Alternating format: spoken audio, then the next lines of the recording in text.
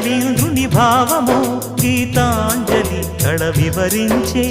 ఎండ తాకని పండు వెన్నెల గగనములికెన కన్నుల ఎంకి పాటల రాగమే గోదారి అలలపై నిదురించే మూగబోయిన రాగమాలిక ముసిరె నిపుడు నా గొంతున సంగీతమా నీ నింగిలో విరిసిన స్వరములే ఏడుగా వినబడు కరివిల్లెక్కడా తెలుపుమా తెలుపుమా